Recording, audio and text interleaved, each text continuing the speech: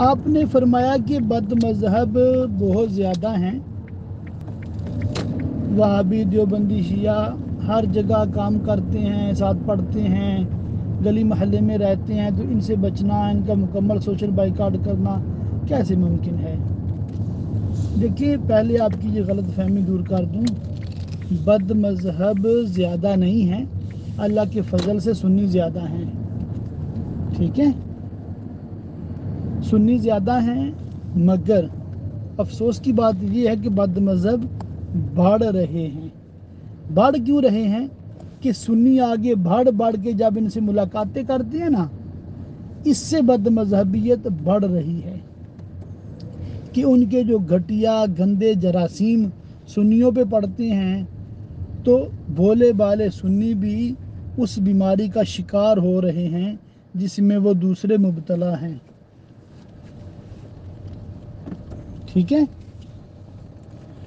تو اصل وجہ یہ بنی ہے کہ مسلمانوں نے ان کا کما حقہ بائیکاٹ نہیں کیا جیسا کہ کرنا چاہیے تھا، جیسا کہ شریعت کو مطلوب ہے، اور اس کا نقصان یہ ہوا ہے کہ کوئی کٹھے کام کرنے کے بہانے، کوئی اکٹھے پڑھنے کے بہانے، کوئی اکٹھے محلے میں رہنے کے بہانے اکٹھے ہو جاتے ہیں۔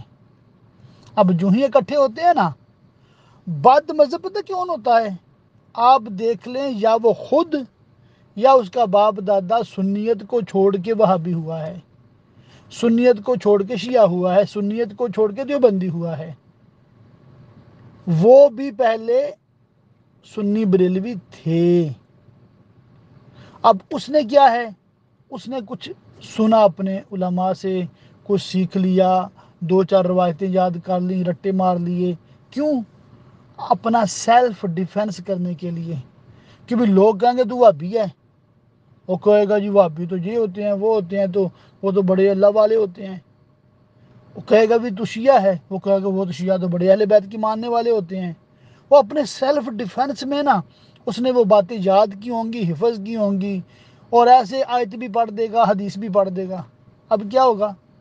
جو سنی بریلوی ہے نا، انہوں نے پڑھا ہی کچھ نہیں ہے، ان کو سیلف ڈیفینس کا پتہ ہی نہیں ہے، اور ان کو یہ بھی نہیں پتہ کہ اس بد مذہب کا رد کیسے کرنا ہے۔ وہ ہو جاتے ہیں مرعوب، متاثر ہو جاتے ہیں، اور بعض تو پھر ان کے ساتھ ہی چل پڑتے ہیں۔ آ رہی سمجھ آپ کو؟ نقصان کہاں سے ہوا؟ نقصان شیعہ کے ایمان بگاڑے سے نہیں ہوا، نقصان وہابی دیوبندیوں کی جو عمارت مرکز وغیرہ بنا ہوا اس سے نہیں ہوا، نقصان اس کی صحبت سے ہوا ہے۔ اور صحبت کا کتنا اثر ہے اس کا ہر ذی شعور ادراک رکھتا ہے، شعور رکھتا ہے۔ اچھے کی صحبت میں اچھا بنا دے گی، برے کی صحبت میں برا بناتی ہے، آئے روز اس کے مشاہدے ہیں۔ بھی عطر فروش کی دکان پہ بیٹھو گے تو خوشبوئیں آئیں گی نا، اور روڑی پہ بیٹھو گے، کچرا کنڈی پہ بیٹھو گے تو بدبو ہی آئے گی نا، اور کیا آئے گا آپ کو؟ تو یہ بہت ضروری ہے، اہم ہے۔ اگر آج بھی سنی جو ہیں 100% ان کا بائیکاٹ کریں نا، 100% بائیکاٹ کریں، تو یہ ایک تو ان کی تعداد وہیں رک جائے گی، اور دوسرا ان میں سے کئی تائب ہو کر سنیت میں آ جائیں گے اللہ کی رحمت سے۔ آ رہی سمجھ آپ کو؟ اور بائیکاٹ کرنے کے لیے بھی تو علم چاہیے ہوگا نا۔ تو یہ سب علماء کی، امام صاحبان کی، والدین کی بالخصوص ڈیوٹی بنتی ہے اپنے بچے کے عقیدے کی، ایمان کی حفاظت کے لیے ان کو یہ تعلیم کریں کہ صرف سنی بریلوی کے ساتھ دوستی رکھنی ہے، وہابی دیوبندی شیعہ کے ساتھ ہرگز دوستی نہیں کرنی۔ اب اگر کام کی مجبوری ہے، ایک جگہ یونیورسٹی کالج میں پڑھتے اس کی مجبوری ہے، تو مجبوری کا نام بہانہ نہ بنائیں، مجبوری کے نام پہ بہانہ نہ بنائیں، وہاں پر رہتے ہوئے آپ صرف سنیوں کے ساتھ رہیں، الگ ہو جائیں۔ یعنی کہ ایک ہی کلاس روم ہے، وہاں پر 50 اسٹوڈنٹس ہیں، اس میں سے 40 سنی ہیں، 10 بد مذہب ہیں، تو یہ جو 40 ہیں نا، یہ سیپریٹ ہو جائیں، 10 کو الگ کر دیں، پڑھیں، وہ ایک سائڈ پہ دفع ہوں، آپ اپنا پڑھیں اور جائیں۔ اور جس نے دوستی کرنی ہے ان 40 میں سے جو شریف لوگ ہیں، سنی ہیں، دیندار ہیں، ان سے دوستی کرنی ہے بس.